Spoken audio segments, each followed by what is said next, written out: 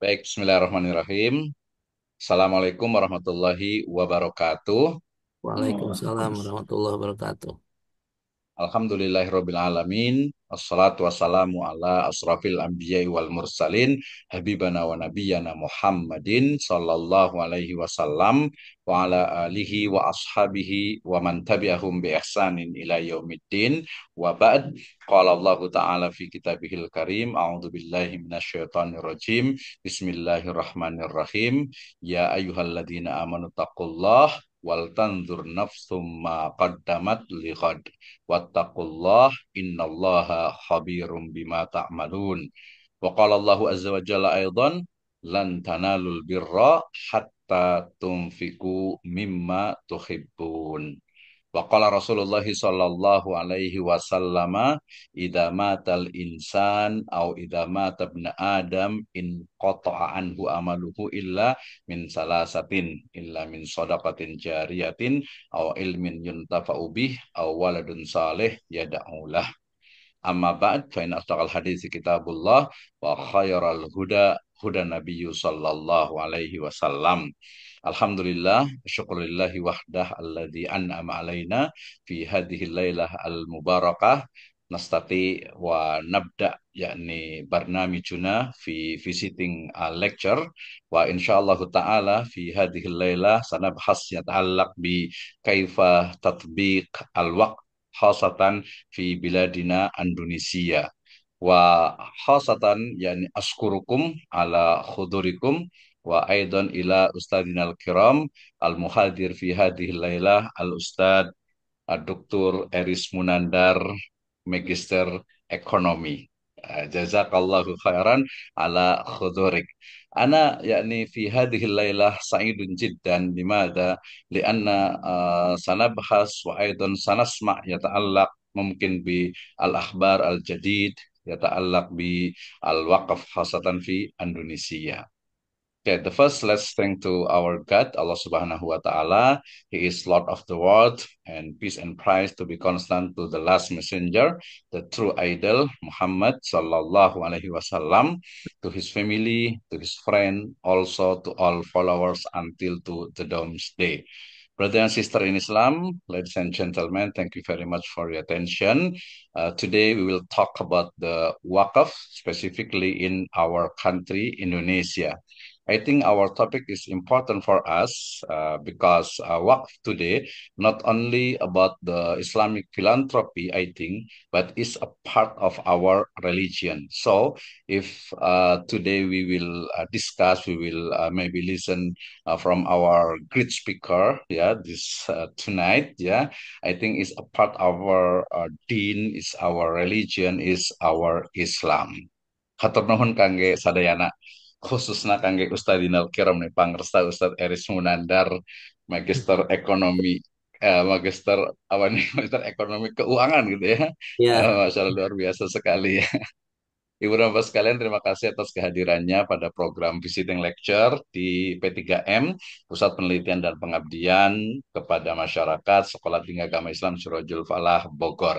Hari ini extremely happy, ya saya senang sekali kita kedatangan tamu yang sangat luar biasa, seorang ilmuwan muda, ya muda cendekia, insya Allah, yang akan membahas terutama isu-isu terbaru terkait dengan bagaimana sebenarnya nadoriyah wa aidon tatbiqul wakaf di Indonesia al-yaum ya. Jadi bagaimana sebenarnya wakaf ya baik itu secara teoritis ataupun secara praktis ya implementasinya khususnya yang ada di Indonesia karena wakaf ini sudah berjalan cukup lama ya dalam arti lebih spesifik yaitu cash wakaf ya atau al-wakaf bin nukud ya. Baru kalau wakaf kan sudah dari dulu sekali. Mungkin nanti boleh ini dari Prof Yunan nih dari baru sana di makam-makam di sana saya yakin pasti wakaf gitu ya. Nah, baik. Nah, hari ini kita kedatangan pembicara, ya, dosen tamu kita luar biasa, Ustadz Eris Munandar, dari Sekolah Tinggi Agama Islam Al-Hidayah Tasikmalaya. Saya dengar STI Al-Hidayah itu sejak lebih kurang kayaknya sekitar tahun 2010-an kayaknya itu ya, 2010-2014 lah ya gitu ya. Jadi ini kok namanya sama gitu ya, cuma beda Tasikmalaya karena kita di Bogor Iya. gitu. Mungkin ini ya Pak, one heart kali gitu ya. Jadi mudah-mudahan sama-sama dapat hidayah. Ya, baik beberapa sekalian, menghemat waktu, kami nanti persilahkan kepada Ustadz Eris untuk memberikan presentasinya terkait dengan wakaf. Kemudian setelah itu nanti akan saya bertanya lebih kurang 2-3 pertanyaan. Setelah itunya lagi, ya baru nanti kita diskusi bertanya, kita ngobrol lah ya terkait dengan bagaimana sebenarnya wakaf khususnya saat ini di Indonesia. Fa'alaihi ila Ustadzina kiram Ustadz Aris fa'alaihi falyatafaddal mashkura. Mangga. Silahkan. Baik, Bismillahirrahmanirrahim. Eh, Terima kasih Pak Dr. Misno yang sudah memberikan kesempatan pada malam hari ini untuk kita sharing bersama ya terkait dengan pengelolaan wakaf yang kebetulan eh, sebentar Ya. yang kebetulan pada saat Eh, beberapa waktu lalu sempat bisa kita turun sebentar dulu. berdiskusi ya dalam diskusi yang berkaitan dengan kolaborasi di PT KIS Jawa Barat atau se-Indonesia ya. Maka Mhm. ya ada mungkin beberapa hal yang menarik ya. Jadi saya banyak terinspirasi dari Pak Misno ini ya. Jadi mudah-mudahan produktivitasnya ikut tertular ya, baik dalam hal kepenulisan ataupun ya diskusi-diskusi yang seperti ini. Nah, maka di kesempatan malam hari ini ya, saya pun mengucapkan terima kasih kepada Bapak Ibu sekalian yang sudah berkenan hadir ya pada kesempatan malam hari ini. Ya intinya pada malam hari ini ya saya tidak dalam rangka menggurui Bapak Ibu ya, tapi ini sebatas sharing ya. Kebetulan eh, penelitian saya itu berkaitan dengan perwakafan. Makanya ketika ditanya mau tema apa nih untuk kita berbicara, nah makanya ya salah satunya adalah terkait dengan perwakafan. Ya karena satu ya kita bisa melihat tadi sudah di spill ya beberapa ayat, beberapa hadis oleh Pak Dr. Misno yang memungkinkan bagi umat Islam itu berpeluang untuk memperoleh kebaikan yang luar biasa. Ya, luar biasa apa dari aspek pahala dia sangat besar sekali, bahkan dampaknya ya yang dimaksud besar itu dampaknya. Nah, maka kalau kita melihat dari perspektif yang lebih luas, misalkan di Islam itu ada sebuah ibadah ya, amalia. Ibadahnya itu berupa maliyah ya atau berupa harta yang kita ketahui bersama bahwa harta itu bagian dari sesuatu yang diinginkan ya, sesuatu yang dicintai oleh siapapun, bukan hanya oleh umat Islam ya. Bahkan kan di surat Ali Imran itu disebutkan an-nasi zuyyina lin-nasi ya. Jadi manusia secara keseluruhan menyukai harta. Makanya tadi ya disampaikan juga oleh Pak Dr. Misno ya menyepil salah satu ayat yang ada pada surat Ali Imran ayat 92 ya kalau nggak salah. Nah, lang tanalul birra hatta tungfiku mimma tuhibbun.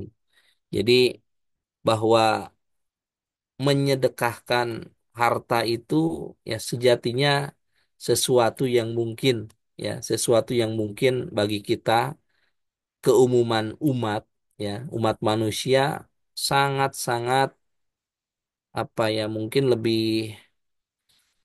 eh, berat gitu kan dibandingkan dengan apa beribadah dengan jiwa ya atau beribadah dengan yang lainnya.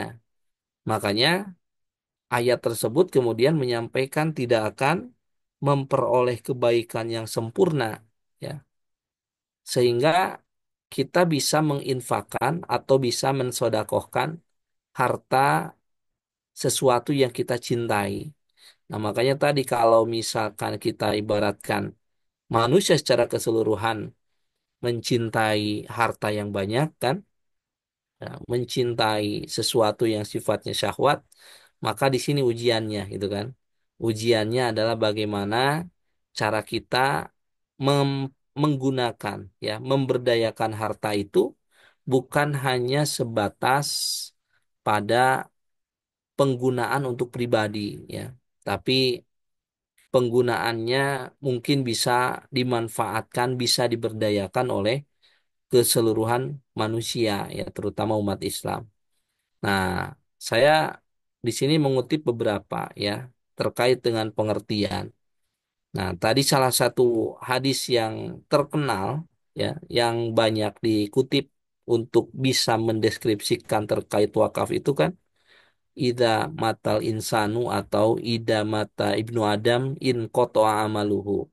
Apabila anak Adam meninggal, wafat, in kotoa amaluhu, maka seluruh amalnya itu akan terputus. Ila min salatin, kecuali tiga hal. Min sodakotin jariyatin, au ilmin yuntafa'u bihi, au waladin solihin yad'ulahu. Ilmu yang bermanfaat, sodakoh jariyah, ilmu yang bermanfaat, kemudian anak yang soleh yang senantiasa mendoakan kedua orang tuanya. Maka kemudian, ya, para ulama mengidentifikasi, ya, bahwa yang dimaksud dengan sodakoh jariah itu lebih dekat kepada wakaf yang sejak dari dulu, ya, di zaman Rasulullah Shallallahu Alaihi Wasallam itu sudah ada keberadaannya, ya. Makanya wakaf itu sering kali diidentikan sebagai sodakotun jariyatun, yang dimana ketika aset atau wakaf itu, ketika harta itu diwakafkan, maka pahalanya bukan hanya mengalir kepada si muakif, ya, orang yang mewakafkan harta tersebut, tetapi juga manfaatnya akan terus dirasakan selama aset itu ada. Dan wakaf menjamin, ya, harus dijamin keberlangsungan atau keberlanjutan dari aset yang sudah diwakafkan tersebut, ya. Makanya di hadis Ibnu Umar itu kan disebutkan la yuba'u wa la yuhabu wa la yurathu, ya. Jangan pernah diperjualbelikan, jangan pernah dihibahkan, dan jangan pernah untuk diwariskan. Makanya pantas kan dari aspek kebahasaan, ya, kita mengambil eh, bahwa wakaf itu habs, ya, al-habs dan al-mamnu, man'u, ya. Habs itu menahan, ya. Atau dari aspek kebahasaan juga wakaf kan, kalau kita membaca Al-Quran kemudian menemukan kan ada tanda-tanda di mana kita harus berhenti, ya. Ada tanda-tanda baca seperti itu yang dikenal juga dengan istilah wakof gitu kan. Artinya ya bisa berhenti sejenak, bisa berhenti, ya, atau dan lain sebagainya. Nah, itu menandakan bahwa dari aspek kebahasaan wakaf itu artinya kalau di sisi kepemilikan berarti harta itu berhenti dari kepemilikan individu sehingga dia kembali kepada kepemilikan Allah Subhanahu wa taala. Makanya harta-harta yang sudah diwakafkan, ya, kemudian statusnya sudah kembali kepada kepemilikan Allah Subhanahu wa taala. Nah, tadi al-habs itu menahan, kemudian man'u itu mencegah, mencegah agar harta itu tidak seperti yang disampaikan. Jangan sampai diperjualbelikan, jangan sampai dihibahkan, dan jangan sampai untuk diwariskan kepada ahli waris. Makanya, ya, dalam dalam tata kelola ataupun dalam pengadministrasian, ya, pengadministrasian perwakafan itu kan luar biasa, ya. di kita mungkin ada yang dikenal dengan istilah AIW ya, Akta Ikrar Wakaf. Nah, yang di dalamnya itu bukan hanya sebatas serah terima aset ya, tapi ada pihak-pihak yang kemudian harus mengetahui bahwa harta tersebut benar-benar sudah diwakafkan, termasuk diantaranya ahli waris ya. Nah, yang menandatangani AIW itu termasuk diantaranya ahli ahli waris. Nah, ini untuk mencegah adanya klaim dari ahli waris ya yang mungkin secara apa ya, secara historis mereka mengaku tidak tidak pernah mendengar kedua orang tuanya atau misalkan saudaranya mewakafkan aset tersebut.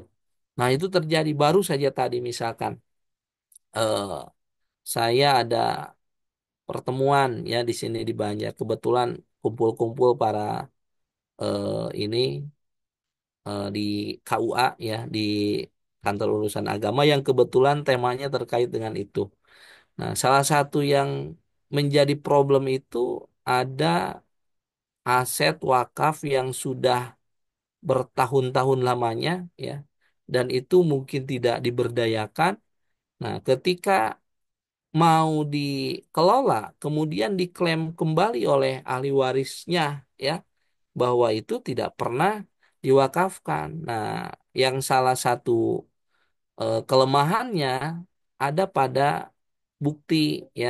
Jadi bukti administrasinya yang tidak kuat. Nah, ini yang sering kali terjadi ya. Karena kalau dilihat dari apa namanya, dari undang-undang perwakafan ya di kita di Indonesia itu masih mengakomodir adanya nadir perseorangan ya. Kalau di kita dulu kan gini, khususnya ya di kampung-kampung gitu, di kampung-kampung itu ada salah satu tokoh agama ya, misalkan, kemudian ada seorang agnia ya yang mewakafkan hanya sebatas antar personal saja, biasanya seperti itu ya, terutama peruntukannya ya yang biasa digunakan di masyarakat kita itu apa, untuk masjid, untuk madrasah atau untuk makam, kan 3M itu biasanya dikenal ya, masjid, madrasah dan makam gitu kan. Nah, biasanya, nah itu yang ditemukan itu hanya sebatas serah terima dari pihak muwakif kepada nadir, yang notabene itu adalah nadir perseorangan. Dari aspek legalitas mungkin ya, mungkin eh, sangat riskan ya kondisi seperti itu, karena kan yang namanya kita sebagai manusia tidak tahu ya batas usia kita sampai kapan gitu kan. Terlebih misalkan dalam eh, apa, ijab kabul wakafnya itu minim saksi juga ya. Nah, itu sehingga banyak menimbulkan persoalan yang seperti tadi ya. Jadi ahli waris masih mengklaim bahwa harta itu bukan bagian dari yang diwakafkan. Nah, makanya ini eh, diambil dari makna al-habs sama al-man'u itu ya, diantaranya bagaimana harta itu dicegah untuk tidak bisa diambil apa, dipindahkan kepemilikannya kepada pihak lain ya, sehingga kekekalannya akan senantiasa terjaga. Nah, ini ada beberapa pengertian juga ya secara istilah ya, mungkin Bapak Ibu bisa dibaca di sini. Ayat-ayatnya tadi sudah disampaikan juga ya. Yang paling terkenal itu hadis yang berkaitan dengan wakaf itu ini ya. Yang hadis di mana sahabat Umar bin Khattab datang kepada Rasulullah Shallallahu Alaihi Wasallam ya, mengabarkan mengabarkan bahwa beliau itu memiliki harta ya, yang di sana disebutkan ini asobtu ardon ya bi khaybarin lam usib malan qattun ya, angfusu indi. Jadi kata Umar bin Khattab bahwa harta yang dimiliki di Khaybar tersebut harta yang paling bagus ya. Nah, yang pernah dimiliki oleh sahabat Umar bin Khattab ya. Nah, itu kan tadi lang tanalul birra hatta tungfiku mimma tuhibbun ya. Jadi ini mungkin salah satu apa ya, salah satu ujian kan. Ujian dari Allah itu banyak bentuknya kan, di antaranya ujian kebaikan dan ujian keburukan. Nah, biasanya kalau orang banyak diberikan ujian kebaikan, itu tidak merasa bahwa kebaikan itu sebagai ujian gitu kan. Nah, rasa-rasanya kebaikan yang datang itu ya kebaikan-kebaikan saja, tidak tidak dijadikan sebagai ujian. Nah, termasuk di antaranya ketika kita mendapatkan ya harta ya, mendapatkan aset yang mungkin kalau sekarang itu satu lokasinya sangat strategis misalkan di jalan nasional atau di jalan di mana banyak orang berlalu lalang misalkan ya. Kemudian ketika dikalkulasi, wah ini harganya bisa angka miliaran gitu kan. Kalau harus saya wakafkan, sayang kan gitu kan. Nah, apalagi kalau misalkan kita bangun, kemudian itu bisa mendatangkan keuntungan yang berkali-kali lipat. Nah, ini kondisinya kan persis dengan apa yang disampaikan oleh sahabat Umar bin Khattab tersebut, ya. Bahwasannya beliau memiliki harta yang disebutkan lam usib malan qotun angfusu indi. Jadi harta itu memang harta yang terbaik yang pernah dimiliki. Nah, maka saran ya dari Rasulullah Shallallahu Alaihi Wasallam ketika mendengarkan kabar tersebut ya dari Umar bin Khattab, maka Rasul kemudian habasta asluha fatasaddaqta biha ya. Engkau bisa saja menahan pokoknya dan hasilnya disedekahkan. Maka itulah yang kemudian ya sampai dengan saat ini dikenal dan bahkan apa ya mungkin sebagai salah satu ibadah ya yang tentunya ibadahnya luar biasa ya, banyak eh, apa namanya cobaan mungkin ya, ujian bagi kita untuk bisa mensedekahkan harta yang memang sangat disukai atau sangat dicintai. Nah, maka itu gambaran besarnya ya bahwa sepanjang sepanjang perjalanan sejarah umat Islam itu ya hampir semua aspek ya itu selalu berkaitan dengan ibadah ya. Termasuk misalkan ketika kita bersekolah nih ya. Saya kebetulan sekolah di pesantren Persatuan Islam Persis. Maka hampir bisa dipastikan semua aset yang dimiliki oleh pesantren itu basisnya wakaf ya. Dan kalaupun misalkan mengatasnamakan yayasan, biasanya juga itu sudah berstatus sebagai wakaf gitu kan. Lembaga-lembaga pendidikan Islam termasuk misalkan yang paling terkenal di Indonesia ya, eh, Pondok Pesantren Gontor di Jawa Timur gitu kan. Itu sudah menjadi role model pengelolaan wakaf yang saat ini dianggap terbaik gitu kan.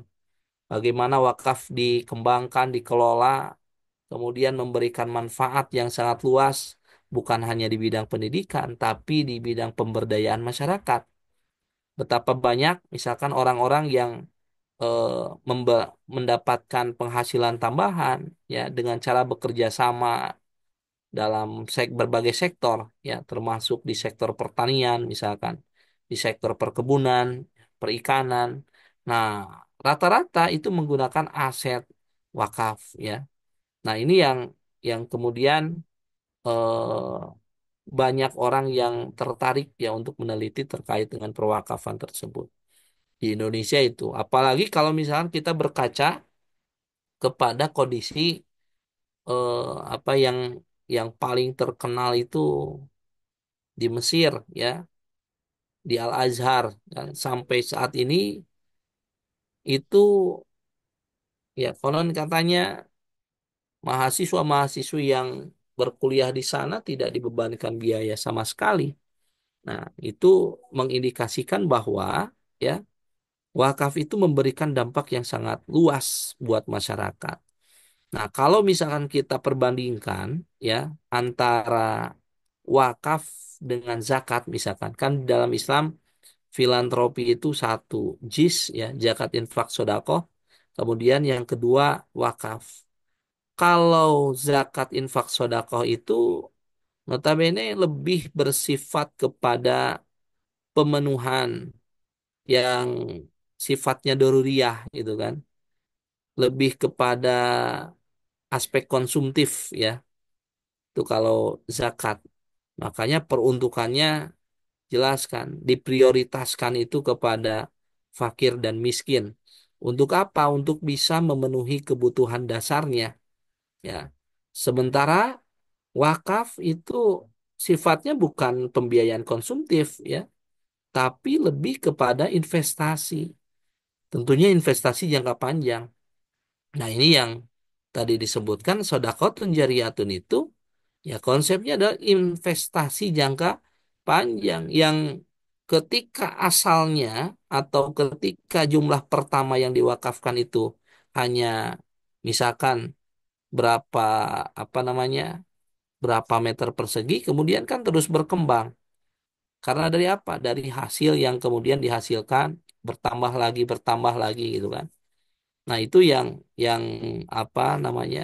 Yang membedakan ya antara zakat, infak sodakoh dengan wakaf, sehingga dimensi wakaf itu nantinya akan sangat luas, eh, apa bukan hanya pada produktivitas, tapi termasuk membiayai hal-hal yang sifatnya konsumtif.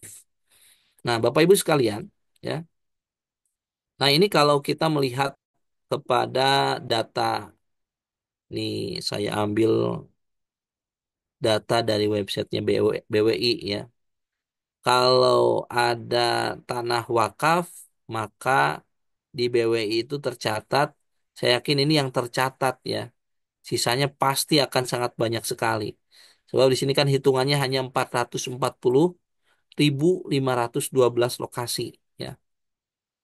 Saya yakin masih banyak sekali aset-aset tanah wakaf yang belum terlaporkan ke BWI ya.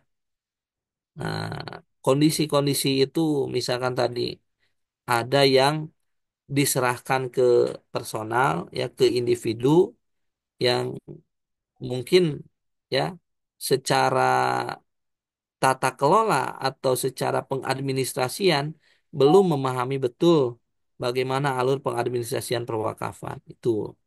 Kemudian dari aspek luasnya, dari total 440.000 itu, luasnya ada sekitar 57.263 hektar.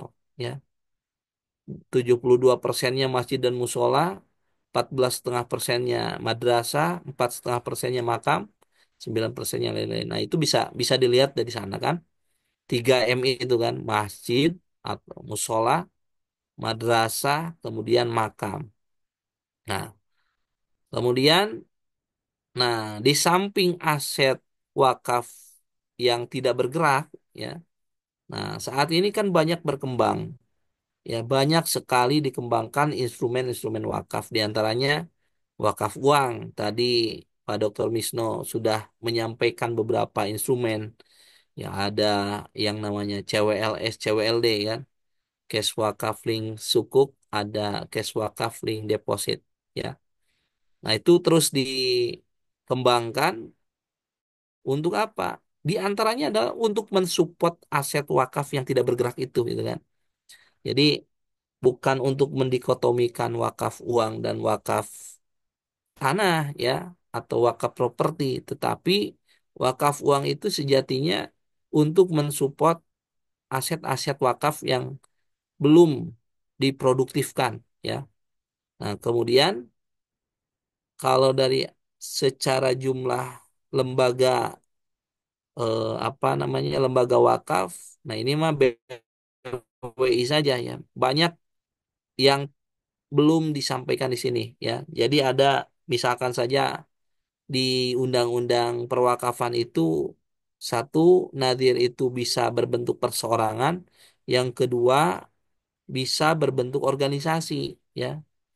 Nah, organisasi seperti Persatuan Islam misalkan atau PUI, Persatuan Umat Islam, Muhammadiyah, Nahdlatul Ulama, Al-Irsyad, tentunya itu semua aset-aset yang dimiliki saya yakin basisnya adalah basis wakaf gitu kan.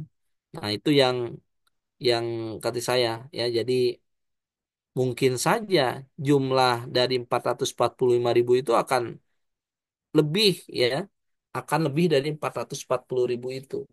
Pasalnya ya akan sangat banyak sekali aset-aset wakaf yang belum terdokumentasikan atau belum terlaporkan ke BWI. Nah, ini misalkan problem yang banyak dihadapi ya. Di antaranya misalkan tadi basisnya basis masjid ya. Jadi masjid itu di Indonesia ada sekitar 741.742 ribuan ya di tahun 2022. Saat ini mungkin bisa lebih ya, dan mayoritas semuanya statusnya adalah wakaf. Ya, meskipun diklaim misalkan sebagai masjid pribadi ya, tapi ketika sudah digunakan atau sudah dibangun dalam bentuk masjid, biasanya si individu ini ya, si orang ini kemudian mewakafkan tanah dan bangunannya sebagai sarana ibadah ya. Kemudian nah, banyak persoalan juga ya, banyak problemnya. Problemnya apa? Ya, di antaranya misalkan disebutkan di kita masjid-masjid itu banyak yang tidak memiliki izin ya. Izinnya apa? Ya di antaranya adalah izin membangun kan IMB. Itu salah satu problem. Kemudian tadi karena banyaknya yang diserahkan kepada perseorangan ya, sehingga dokumentasi administrasi perwakafannya minim ya, AIW-nya tidak sampai diterbitkan oleh KUA misalkan, karena si nadir yang mendapatkan titipan amanah wakaf itu ngertinya hanya ngelola masjidnya saja gitu kan, sementara administrasinya tidak sampai diurus, apalagi pada tahap sertifikat. Nah, makanya sekarang ya kalau kita lihat di apa itu ya di Kemenag ada program, di antaranya programnya ada pensertifikasian aset-aset wakaf yang digunakan untuk masjid ya, karena memang Kemenag menyadari betul bahwa masjid di Indonesia masih banyak yang belum tersertifikasi wakaf gitu. Nah, kemudian nah ini beberapa problemnya ya, problem yang dihadapi saat ini. Tadi misalkan kalau wakif itu baru menyerahkan kepada nadir perseorangan, ya saya yakin motivasi untuk berwakafnya tinggi, tetapi tingkat literasi terkait wakafnya masih minim, ya. Karena apa? Ya sejatinya mereka hanya sebatas keinginan kuat untuk mendapatkan sodakotun jariyatun tadi, ya. Hanya sebatas ingin mendapatkan sedekah jariah saja. Nah, sementara nah ini yang menjadi tantangan kita kan, literasi terkait dengan perwakafan ya terutama di kalangan umat Islam itu sendiri masih sangat minim ya. Karena yang memang dikenal oleh umat Islam ya kalau tidak madrasah, kalau tidak masjid ya makam gitu. Nah, maka kalau misalkan sekarang banyak yayasan-yayasan yang atau nadir-nadir yang sudah profesional gitu, yang jumlahnya mungkin di Indonesia sudah hampir ratusan ya yang mengelola perwakafan. Ya saya yakin mungkin ke depannya mudah-mudahan itu literasi perwakafan di Indonesia itu semakin meningkat. Nah, kemudian ini tadi permasalahan benda wakaf diantaranya tidak tersertifikasi.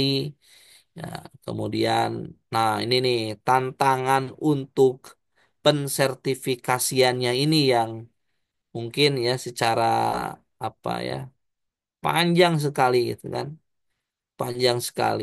Ya, diantaranya ketika proses pengajuan ke BPN kan, Badan Pertanahan Nasional. Nah, ini yang agak lama itu di BPN-nya. Kalau AIW mungkin apa ya yang pernah saya alami tidak begitu lama kalau AIW karena apa? Ya karena hanya menghadirkan antara wakif ya kemudian nadir, saksi-saksi dan itu dilakukan di hadapan pejabat pembuat AIW ya, pejabat PPAIW yang ada di KUA. Nah, ketika dari itu kemudian nah ini proses pensertifikasiannya ya. Jadi ketika si Nadir ini memproses sampai AIW, ya itu biasanya masih banyak yang terkendala ketika akan mengurus ke BPN. Karena kan satu yang kita ketahui misalkan ada ketetapan biaya pengukuran gitu kan. Apalagi kalau misalkan nadirnya perseorangan untuk mengukur apa namanya untuk mengukur tanah misalkan ya. Nah, itu ada biaya-biaya yang harus dikeluarkan dan mungkin nadir keterbatasan, apalagi yang perseorangan. Nah, terlebih ketika sudah masuk, nah itu prosesnya lumayan lama, ya, lumayan lama. Nah, saya ada beberapa di sini kebetulan ada beberapa aset yang diwakafkan, ada dua yang sudah keluar sertifikatnya, dan satu yang masih proses. Nah, itu kurang lebih ya durasi waktunya di atas 6 bulanan ya, yang dua itu. Jadi memang lumayan agak panjang ya. Terus Nadir ya. Nadir yang rata-rata mungkin masih dilakukan secara perseorangan kemudian nah tadi kondisinya banyak yang diturunkan secara turun-temurun gitu kan. Bahkan kalau yang tidak terkodifikasikan apa bukti-buktinya bisa jadi kalau itu hanya sebatas tanah ya yang belum diapa-apakan mungkin akan sangat berpotensi itu diklaim sebagai harta waris mungkin kan. Nah, banyak kondisi yang seperti itu. Nah, kemudian kompetensinya ya. Nah, saat ini mungkin BWI sedang gencar-gencarnya untuk pensertifikasian para nadir ya, profesional. Nah, jadi kemarin saya dalam satu acara bertemu dengan Pak Henry Tanjung ya di UIK. Nah, ketika saya kan beliau menyampaikan hasil penelitiannya terkait dengan ini WCP ya, Wakaf Core Principle yang diteliti pada nadir-nadir ya, yang notabene itu adalah nadir-nadir basisnya basis yayasan ya, yang dianggap sudah profesional ya. Nah, ketika saya tanya, Pak, nampaknya dari sekian sampel yang ada ini tidak ada ya yang wakaf itu dikelola oleh ormas gitu kan, ormas Islam terutama. Nah, pertanyaan apa? Jawaban beliau ya karena ormas itu core apa ya? Mungkin fokus ya, fokus pengelolaannya bukan di produktivitas wakaf secara nilai ekonomis katanya. Jadi mereka tidak fokus ke sana. Jadi fokusnya ke 3M tadi ya. Ditambah P, pesantren ya, madrasah atau pesantren. Nah, sehingga ini yang mungkin ke depannya ya kalau perlu ya meningkatkan profesionalisme nadir ya melalui sertifikasi. Nah, kemudian mauquf alaih ya. Mauquf alaih itu penerima manfaat dari wakaf, dari hasil wakaf yang mungkin kalau itu produktif ya, biasanya dia hanya bisa memberdayakan beberapa orang saja dalam satu daerah. Misalnya kalau pertanian, ya paling yang menggarap cuma satu atau dua orang saja gitu kan, atau lain-lainnya seperti itu. Nah ini diantaranya ya Bapak Ibu sekalian, hal-hal yang menurut saya banyak sekali masih ditemukan di tengah-tengah kita ya, di tengah-tengah masyarakat Indonesia. Nah, ke depan ini banyak sekali sebetulnya program yang dijalankan oleh BWI Badan Wakaf Indonesia ini untuk bisa meningkatkan profesionalisme nadir, kemudian meningkatkan jumlah dari wakaf uang itu sendiri ya melalui berbagai instrumen yang dicanangkan. Kemudian ada juga tuh BWI beberapa waktu lalu meluncurkan adanya marketplace wakaf ya, di mana mempertemukan antara entitas bisnis ya yang memiliki prospek bisnis yang bagus dengan aset-aset wakaf yang belum produktif gitu kan. Saya masih mempelajari itu marketplace itu ya, mudah-mudahan itu bisa menjadi salah satu solusi untuk meningkatkan produktivitas wakaf di Indonesia. Nah, saya kira itu Pak Dr. Wisno ya yang bisa saya sampaikan sebagai pemantik saja untuk kita berdiskusi. Ya, mudah-mudahan dari Bapak Ibu sekalian juga ya saya rasa perlu sekali untuk menambahkan karena sa- sama ya kita juga masih banyak harus belajar untuk bisa terus berkontribusi ya terhadap agama kita dalam berbagai aspek terutama di perwakafan. Terima kasih. Wassalamualaikum warahmatullahi wabarakatuh. Waalaikumsalam warahmatullahi wabarakatuh. Jazakallahu khairan ala muhadaratihi Ustaz Kiram. Terima kasih atas Eris Munandar ya. Luar biasa sekali ya Ibu Bapak sekalian, teman-teman semuanya. Ini saya sapa dulu, terima kasih yang sudah hadir nih. Ada Pak Ustadz Lukman Hidayat dari Lampung yang saya ingat ya. Kemudian tadi ada Pak Prof. Yunan Yusuf dari Barus. Kemudian ada juga Bu Azza Marlina juga dari Parung, ada Pak Ariswanda Priyatna dari Sukabumi juga, ya. Kemudian ada siapa nih? Ada Pak Kamaludin, kemudian Pak Andriawan, ya. Ada Riki Hanafi, terima kasih dari Bogor juga. Kemudian yang lainnya ada beberapa mahasiswa di program studi ekonomi syariah Sekolah Tinggi Agama Islam Sirajul Falah Bogor. Baik, sebelum kita berikan kesempatan nih Ustadz ya untuk apa istilahnya itu teman-teman semuanya itu diskusi ya, bertanya dan juga memberikan ide dan gagasannya. Mungkin ada tiga pertanyaan dari saya saat ini, satu-satu ya pertanyaannya ini menarik nih. Jadi nanti biar ada manfaatnya tidak hanya untuk hari ini yang hadir tapi juga untuk semesta. Baik, Ustaz. Pertanyaan pertama, Ustaz, terkait dengan kita dari yang fikih klasik dulu saja, gitu ya. Pertanyaan pertama itu adalah terkait dengan sebenarnya tadi di hadis dari apa Umar bin Khattab itu larangan itu untuk la yuhab, wala yuras, wala yuba gitu ya. Ini kan selalu menjadi kadang kontroversi di masyarakat gitu ya. Sebenarnya ada tidak sih istisna pengecualian ya sebuah harta wakaf itu dijual ya, tukar guling atau mungkin dihibahkan ya atau seperti apa? Ada batasannya tidak, Sat? Silakan Sat, dalam mungkin 2-3 menit biasa jawabannya, Sat. Ada pengecualian tidak? Silakan. Baik, terima kasih Pak Dokter. Nah, sebatas yang saya ketahui ya terkait dengan proses jual beli penghibahan atau apa namanya pewarisan itu mutlak ya, tidak boleh dilaksanakan pada aset yang bernama wakaf.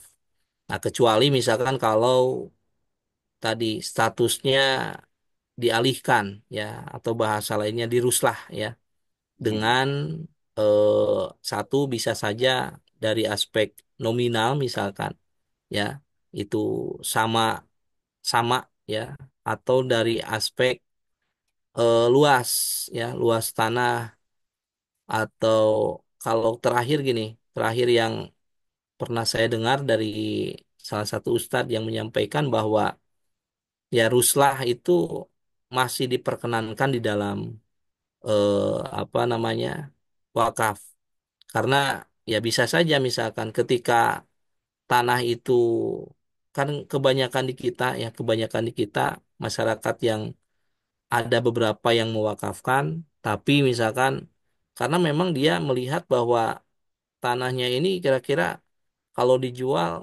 tidak terlalu signifikan gitu kan, apa namanya, Betul. nominalnya.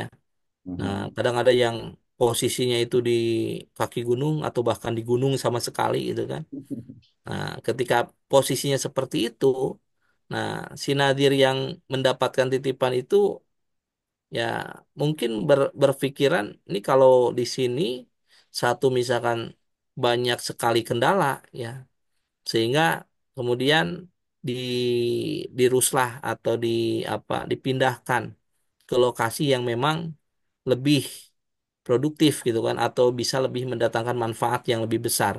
Kalau misalkan di gunung itu luasnya sampai berhektar-hektar, ketika dipindahkan ke kota mungkin eh, apa namanya, luasnya menjadi menyempit ya. Yang dilihat ada pendapat yang penting katanya, ada pendapat yang menyatakan seperti itu. Yang penting secara kuantitas ya, secara kuantitas dari aspek nominal itu hampir mirip sama dengan apa yang ada di lokasi yang sebelumnya gitu kan. Nah, sebatas yang saya ketahui seperti itu, Pak. Ya, jadi kalau penjualan kemudian tidak ada penggantian sama sekali, nah itu yang tidak diperkenankan gitu. Mhm. Jadi eh, yang saya ketahui seperti itu. Jadi ya pada dasarnya wakaf tadi kan salah satunya adalah investasi jangka panjang tadi. Maka ketika aset itu diwakafkan, ya harapannya itu memberikan manfaat yang cukup luas ya, berdampak bagi masyarakat ya. Seperti itu Pak Dr. Misno. Mungkin ada Terima tambahan lain kasih nggak? ya. Oke, saudara terima kasih luar biasa ya. Jadi intinya sebenarnya tadi la yuhab tidak boleh dihibahkan kan jelas kepemilikannya tidak boleh berubah. Kemudian juga la yuros berarti kan tidak boleh untuk diwariskan ya ke ahli warisnya gitu ya. Kemudian juga tadi yang paling penting la yubah ya tidak boleh dijual belikan. Cuman memang itu adalah hukum asalnya berarti Ustaz ya. Hukum asalnya memang tidak boleh. Tapi kemudian ketika ada mungkin maslahat yang lebih dan itu tentu saja harus ada wa amruhum syuro bainahum ya. Artinya ada kesepakatan bahwa oh ternyata tadi misalnya di gunung itu tidak produktif. Kalau gunungnya di puncak sini sih produktif tuh bisa buat tempat wisata gitu kan. Mungkin kalau gunung Ya, itu mana di Gunung Galunggung atau Cikuray gitu ya. Mungkin itu mungkin tapi memang ada aslah gitu ya, ada yang lebih ya, maslahat sehingga itu menjadi boleh gitu ya. Oke, ini ada ya. Prof Yunan mau bertanya tapi mungkin saya ada tanya satu lagi nih. Satu ini menarik nih karena saya biasa Boleh, suka saya boleh. potong-potong videonya nih. Serius, ini jadi pertanyaan yang ada di masyarakat. Tadi kan memang sekarang trennya itu kan walaupun sudah lama ya, saya ketika saya menulis skripsi tentang wasiat wajibah, itu ada apa teman saya di S1 itu nulis tentang apa wakaf tunai. Nah, pertanyaannya sangat simpel dan basic yang mendasar. Sebenarnya apa sih yang mendasari adanya wakaf tunai atau wakaf uang dengan hanya 1.000, 10.000 itu bisa berwakaf. Padahal kalau kita pahami dari masa-masa terdahulu itu kan yang namanya wakaf ya benda yang memang istilahnya itu mal yang akor gitu ya, mal Ya, yang mungkin dia tidak bisa dipindahkan. Kemudian yang paling penting itu adalah memang selain kimi juga dia adalah yang awet gitu ya, yang awet. Nah, gimana nih kalau umpamanya wakaf uang, kok uang itu buat usaha misalnya kalau usahanya itu rugi kayak gimana gitu ya. Kemudian juga ada wakaf yang istilahnya itu ada wakaf sapu, wakaf tempat sampah gitu ya. Wakaf sesuatu yang seolah itu tidak abadan abidin gitu ya, ya. tidak abadi. Nah, mungkin ini apakah memang istilahnya itu fikih baru, pemahaman baru tentang definisi dari awet, apakah ada batasannya, termasuk juga tadi, kenapa sih masyarakat pasti masih bingung ini kok wakaf itu ya bangunan, kemudian tanah, kemudian benda-benda yang memang kalau bisa itu secara terus-menerus selamanya gitu. Kok sekarang ada pemikiran wakaf itu uang sih gitu ya. Wakafnya apalagi wakafnya itu misalnya untuk usaha gimana nih kalau uangnya itu usahanya itu kan namanya usaha kan bisa jadi rugi ya bisa jadi untung kalau rugi kan berarti otomatis ainul amalnya itu hartanya itu berarti otomatis berkurang padahal kan tadi wakaf itu tidak boleh berkurang. Nah, itu mungkin dua dulu lah pertanyaannya itu ya. Kira-kira seperti apa nih sebelum nanti ke Prof Yunan nih saat nih. Ada Baik, ini baik. kan kalau dari Style Hidayah Tasikmalaya itu biasanya pakar fikih nih biasanya nih. Waduh. Ada fikih baru atau kayak gimana nih? Silakan boleh ini dijelaskan Baik, ke baik, baik. Terima masyarakat kasih. ya terkait dengan eksistensi keberadaan dan juga hakikat dari wakaf tunai atau wakaf uang. Silakan, Sir. Hmm. Baik, terima kasih. Pada dasarnya sih gitu kan, yang mungkin di kita ya, di masyarakat kita saat ini yang baru banyak apa menghadirkan instrumen-instrumen wakaf dalam bentuk yang lain ya. Tapi pada dasarnya ya tadi yang sudah disinggung oleh Pak Dr. Misno sendiri ya bahwa ya nyatanya mungkin di pendapat-pendapat para ulama juga ada yang memperbolehkan terkait dengan berwakaf dengan uang gitu kan. Nah, pada dasarnya itu untuk mensupport ya, untuk mensupport eh, aset-aset wakaf yang tidak bergerak yang notabene mungkin masih banyak yang tidak produktif gitu. Nah, jadi wakaf uang itu sejatinya kalau dilihat dari tadi misalkan dari fisik yang mungkin saja nominalnya akan berkurang, makanya ada instrumen yang mengharuskan wakaf itu dari sisi nilai tetap gitu kan. Jadi secara nominal mungkin kalau 100.000 ya harus tetap 100.000. Maka kalau ada wakaf uang, yaitu salah satu cara yang bisa menetapkan itu adalah dengan menginvestasikannya di lembaga keuangan syariah. Nah, maka ada yang namanya LKSPWU kan, Lembaga Keuangan Syariah Penerima Wakaf Uang. Dan itu diinvestasikan di sektor-sektor yang produktif. Nah, ini diantaranya untuk menjamin bahwa uang itu tidak berkurang secara nominal. Nah, yang kedua, ya, ada wakaf melalui uang, ya, wakaf melalui uang yang sejatinya itu sudah banyak sekali juga dilakukan oleh masyarakat kita. Ya, salah satunya misalkan ketika ramai-ramai ikut berkontribusi dalam membangun masjid misalkan. Nah, mereka kan tidak tidak mewakafkan aset tanahnya ya, tapi yang mereka kontribusikan itu adalah uang ya untuk kepentingan membangun masjid. Nah, kita melihat tadi aspek maslahahnya gitu kan bahwa meskipun misalkan uang itu kemudian terkonversi menjadi wakaf, toh itu bisa berubah menjadi sesuatu yang nilainya tetap. Ya, nilainya tetap itu maksudnya dia sebagai sodakotun jariyatun tersebut gitu. Nah, jadi pendapat saya seperti itu. Ya, ini juga mengacu kepada eh, undang-undang yang berlaku juga ya di kita di Indonesia ya ada di mana wakaf uang itu juga diakomodir ya dan ketika diinvestasikan maka dia harus harus bisa dijamin ya aman gitu ketika ada risiko ya ada mungkin instrumen yang apa namanya yang harus menjaga bahwa wakaf itu tetap harus terjaga secara nominal itu mungkin Pak Dr. Misno. Oke, baik. Terima kasih Ustaz Rusia, luar biasa ya. Jadi artinya memang tadi ada wakaf uang dan juga ada wakaf melalui uang ya. Kalau tadi yang masjid kan berarti memang wakaf melalui uang, di mana uang itu kita berikan ke masjid, tapi kemudian nanti pihak ya DKM masjid, pengurus masjid itu akan memberikan pasir, memberikan genteng, memberikan apa, memberikan semen dan lain sebagainya. Itu wakaf melalui uang ya. Sedangkan tadi wakaf uang, jadi betul-betul memang uang yang kita miliki itu, misalnya kita punya uang hanya 10.000 atau 100.000 itu kita setorkan sekarang itu ke apa bank untuk pengelola wakaf uang PWU itu kemudian itu nanti akan dikumpulkan menjadi memang itu betul-betul memang cash wakaf ya wakfun nukud gitu ya jadi wakaf uang. Nah ini memang kayak kalau kalau menurut saya juga memang ada apa istilahnya itu dari dulu sebenarnya basicnya dasar juga sudah ada, tapi kemudian perkembangan sekarang memang sangat memungkinkan, mungkin hampir sama dengan zakat dengan uang gitu ya, di mana nama zakat fitr misalnya, zakat fitr yang saya maksud itu zakat fitr itu kan ya dengan ukulul bilad, tapi sekarang misal dari Ahnaf, dari Hanafi itu misalnya membolehkan dengan uang, dan sekarang juga lebih simpel ya, misalnya kalau di tetangga kita tuh di Singapura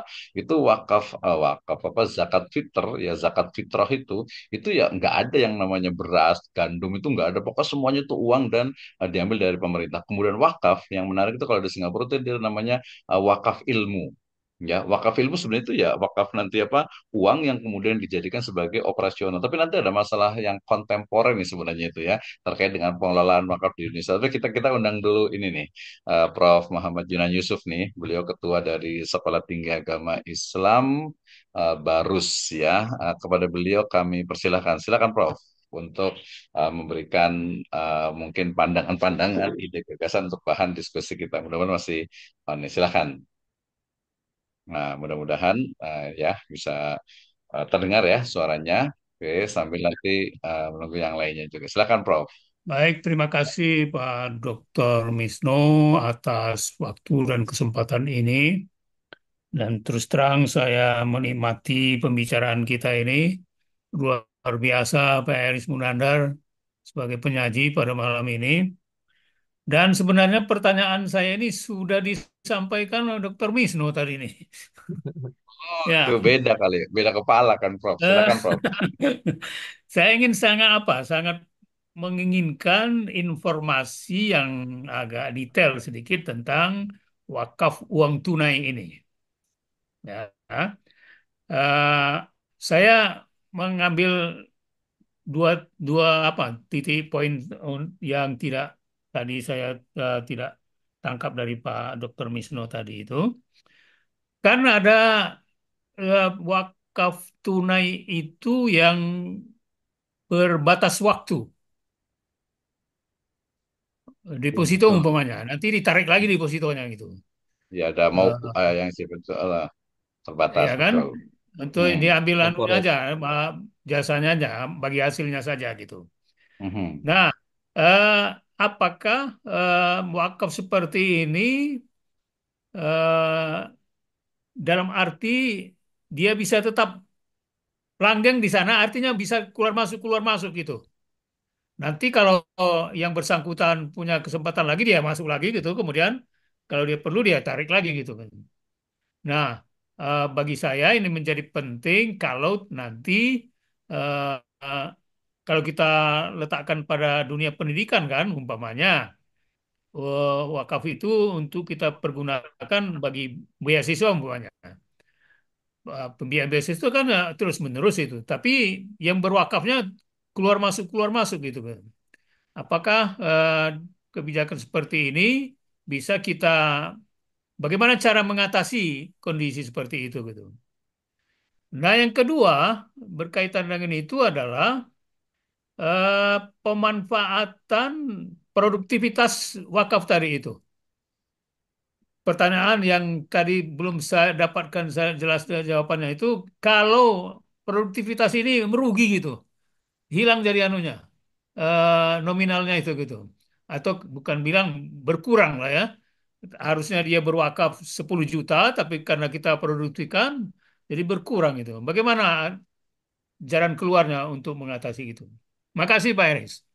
Ya, baik. Terima kasih ya Prof. Yonan, ini luar biasa sekali. Nah, kita ini ingin diskusi banyak nih. Tadi menarik ya Ustaz Teris ya. Jadi pertanyaan pertama itu terkait dengan namanya itu wakaf yang mu'abbad dengan mu'akkad ya. Misalnya saya punya misalnya ruko misalnya gitu ya. Ternyata rukonya itu nggak dipakai gitu kan. Ya udahlah saya wakafkan aja tapi 1 tahun gitu ya. Setelah satu Ya, tahun nanti mau saya ambil lagi mu'akkad gitu ya. Jadi ada batas waktu. Sedangkan mu'abad itu kan dari abad dan abidin selamanya. Itu pertanyaan pertama nih, Pak. Itu. Yang kedua tadi terkait dengan gimana. Tapi mungkin perlu dijelaskan kenapa kok bisa rugi. Padahal tadi ada instrumen lain. Kalau di Bogor ini ada salah satu lembaga keuangan yang mengeluarkan produk namanya itu asuransi wakaf. Ya, walaupun dia hmm, mikro sih itu, jadi asuransi wakaf. ya, Jadi ya, uang ya, ya, wakafnya itu diasuransikan agar tidak bisa, diasuransikan itu. agar tidak berkurang. Ya. Itu. Oke, silakan ke Ustadz Eris nih. Gimana tanggapannya nih dari dua pertanyaan ini? Silakan. Baik, Menarik baik. nih. Baik, terima kasih Pak Prof ya. atas diskusinya. Yang pertama tadi terkait dengan wakaf, ya sudah disampaikan oleh Pak Dr. Wisnu, ada yang sifatnya temporer kan. Nah, itu Mm-mm. salah satunya juga mengacu kepada hadis yang tadi disampaikan dari Ibnu Umar ya. Jadi kalau kita dalam kontekstual yang saat ini ya, kalau Rasul itu kemudian bersabda habasta asluha wa tasodakta biha, maka yang disodakohkan itu adalah hasil dari produktivitas yang dilaksanakannya itu. Nah, ini pun tidak menutup kemungkinan ya bagi tadi misalkan ketika kampus itu membuka peluang untuk berwakaf tapi ya sifatnya temporer dalam jangka waktu tertentu. Tapi hasilnya nanti sepenuhnya itu diperuntukkan bagi apa namanya bagi kepentingan kampus ya, terutama misalkan untuk mensupport beasiswa. Nah, itu sangat-sangat diperkenankan ya. Jadi eh, sepanjang itu memberikan maslahah tadi yang disampaikan oleh Pak Dr. Misno, maka sepanjang itu wakaf diperbolehkan ya. Nah, yang kedua terkait dengan risiko ya, risiko dalam produktivitas. Betul ya, usaha itu apa ya, mungkin fluktuasi ya. Usaha itu terjadi fluktuasi. Makanya salah satu cara untuk meminimalisir risiko ya awalnya ketika wakaf uang itu diluncurkan kan nadir hanya sebatas penerima manfaat dari hasil yang diinvestasikan oleh LKSPWU gitu kan. Hmm, hmm, hmm. Jadi itu untuk menjamin bahwa uang itu tetap nilainya ya. Uang itu tetap nilainya. Apalagi misalkan lembaga keuangan syariah yang terutama yang perbankan syariah misalkan itu kan ada dijamin juga itu kan diasuransikan juga tadi oleh istilah Pak Dr. Misno. Nah, kemudian kan masalah itu timbul ketika produktivitas itu pada sektor real gitu kan. Misalkan si Nadir ya ini melakukan satu kegiatan usaha ya.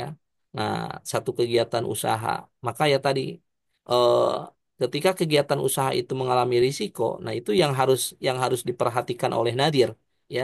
Makanya sekarang kemudian Nadir itu didorong untuk profesional. Jadi bukan hanya sebatas mengetahui aspek ibadahnya saja gitu kan, eh, tetapi aspek dari misalkan prospek usaha apa yang sekiranya itu bisa mendatangkan hasil dan kebermanfaatan yang luas. Nah, maka Nadir itu sekarang didorong dia mengetahui apa ya mungkin jiwa-jiwa entrepreneurnya harus muncul gitu kan. Kemudian ketika Nadir itu hanya sebatas nadir yang mengetahui aspek ibadahnya saja, maka mau tidak mau dia kemudian harus bekerja sama dengan pihak lain, ya, dengan pihak lain. Bisa saja misalkan mengundang pengusaha lain untuk mengelola dana wakaf itu sehingga keberlangsungan ataupun kekekalan dari harta wakaf itu bisa terjaga. Nah, itu di antara apa mitigasi risiko yang mungkin bisa dilakukan oleh para nadir gitu. Nah, itu mungkin Prof. Terima kasih. Sebentar, Oke, sebentar terima dulu. kasih ya. Ini Pak Pak Misno, tadi disebut apa ya tadi ya? Badan wakaf ini diasuransikan ya. Oh iya, betul. Mm-mm. Gimana gimana ceritanya itu? Ya, dia bukan badan wakaf, jadi ada satu lembaga asuransi mikro di Bogor ini yang Heeh. ketika melihat bahwa ada kemungkinan resiko ketika dana wakaf itu diinvestasikan gitu ya, itu biasa Hmm. mengalami kekurangan atau mungkin kalau ke real bisnis dari harta wakaf itu akan memungkinkan dia akan mengalami kerugian, maka kemudian dibuatlah produk untuk asuransi wakaf mikro terutama itu yang bukan tadi bukan di BWI-nya ya, tapi ini yang mikro yang apa istilahnya itu asetnya itu tidak terlalu besar gitu ya. Tidak besar berarti ya mungkin antara 1 miliar ke bawah lah seperti itu. Itu juga salah satu inovasi ya, salah satu inovasi. Walaupun sebenarnya juga bukan hanya tadi asuransi wakafnya yang kurang respon dari masyarakatnya. Kalau kita lihat target dari pendapatan wakaf di PWU ya di perbankan itu juga masih jauh panggang dari api ya. Ini hampir sama dengan dana zakat, di mana potensinya itu sekian triliun, ratusan triliun, tapi ternyata yang dikumpulkan itu masih sangat sedikit sekali. Wakaf uang juga sama. Kebetulan ada teman juga di Bank Muamalah Indonesia, kemudian juga dulu BNI, sekarang tuh di BSI gitu, yang memang beberapa bank yang mengelola wakaf itu targetnya atau arti capaian itu masih sangat sedikit sekali. Itu yang pertama masalah yang kontemporer sekarang ya Ustadz Eris ya. Ya, kemudian tadi kalau yang muakat itu sebenarnya menarik gitu. Kalau dari dinamika fikih itu memang itu untuk menjawab dari berbagai persoalan yang dihadapi oleh masyarakat, terutama untuk memudahkan.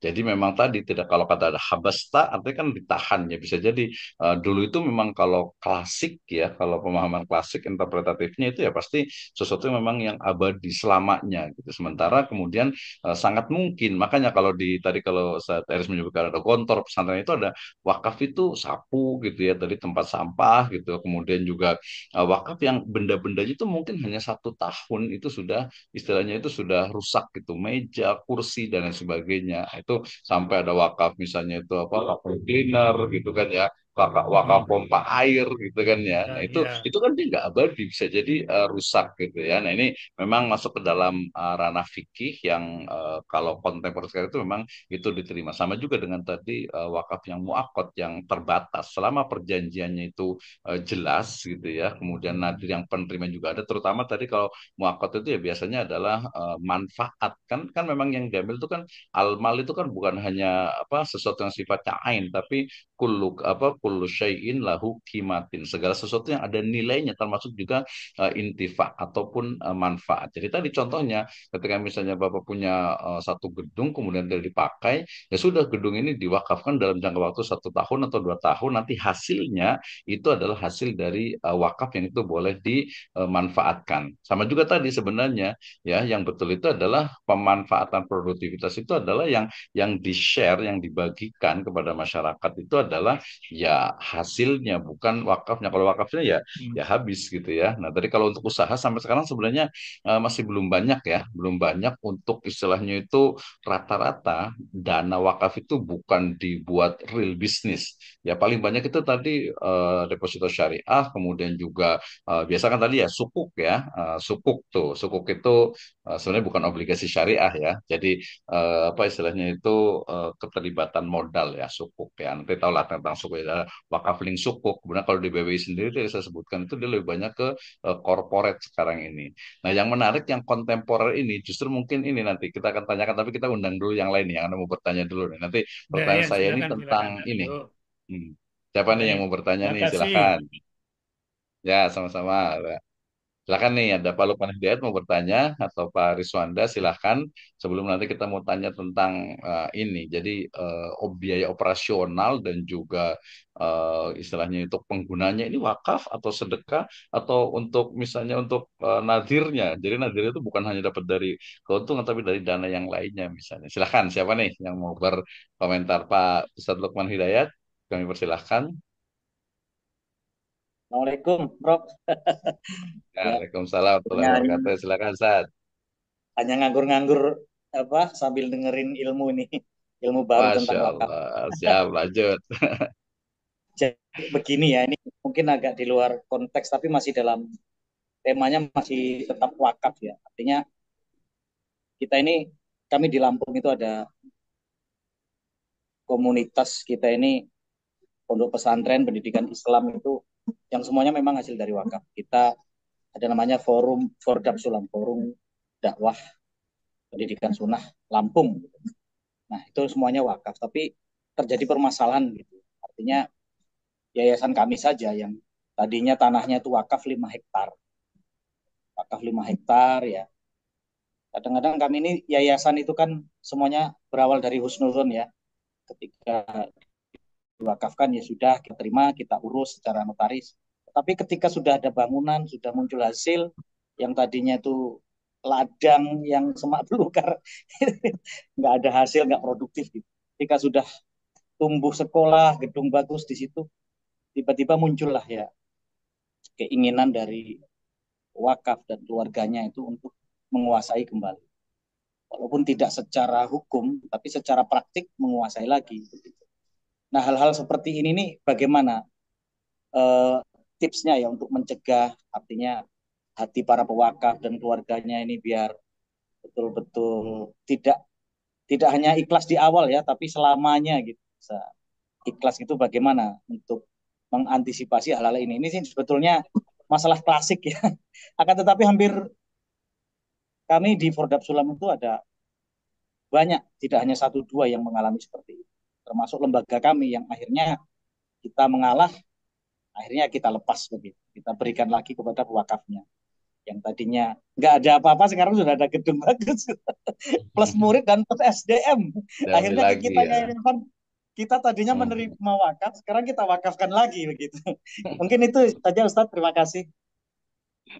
Ya, terima kasih Ustaz Lukman Hidayat ya, luar biasa dari kita di Lampung Mesuji sana jauh tuh ya. Jadi ini memang ini ya, Saudara ya, permasalahan tadi juga Saudara juga sudah sebutkan juga nih. Jadi mungkin apa nih tipsnya bagi mungkin nazir atau yayasan atau mungkin orang yang diberikan amanah untuk wakaf agar jangan sampai nanti diklaim kembali oleh ahli warisnya atau oleh keluarga besarnya nih. Apa saja nih mungkin nih Ustaz nih, silakan. Baik, terima kasih. Mohon maaf ya Pak Lukman, izin menjawab. Ya, mungkin salah satu hal yang banyak terjadi ya, di antaranya adalah keterlibatan muwakif itu sendiri dalam pengelolaan wakaf. Ya biasanya kan gini, ketika si muwakif ini sudah mewakafkan, dianggapnya dia sudah bahkan mungkin terlepas ya dari kewajiban terhadap aset wakaf tersebut. Nah, itu pun banyak terjadi ya di sini ya, di dekat tempat-tempat saya seperti itu. Jadi rasa-rasanya ketika sudah memberikan wakaf ya, dia sudah lepas tangan terhadap aset yang ya sudah seharusnya mungkin kan kalau wakaf itu bukan berarti milik nadir kan, bukan berarti milik yayasan, tapi itu kepemilikan itu tadi yang saya sampaikan, dia kembali kepada kepemilikan Allah, sehingga untuk bisa memberdayakannya ya harus secara bersama-sama, bukan hanya nadir saja, bukan hanya kewajiban nadir saja. Mungkin ya, mungkin ya, pelibatan muakif dalam aktivitas pengelolaan wakaf, nah itu yang bisa dipertimbangkan ya. Jadi kalau misalkan dalam struktur organisasi itu ada yang sekiranya bisa apa, mungkin kalau di perguruan tinggi ada istilah dewan penyantun, ya mungkin saja kalau itu memungkinkan muwakif bisa disimpan pada posisi-posisi yang di mana dia akan sangat paham terkait dengan perkembangan aset yang sudah diwakafkannya itu. Nah, jadi kalau saya berpandangan seperti itu. Kasus-kasus tersebut ya kasus-kasus yang seperti itu banyak terjadi itu lantaran merasa diri sudah berwakaf, kemudian itu tidak di apa ya, tidak dikomunikasikan kepada keluarga besar ya.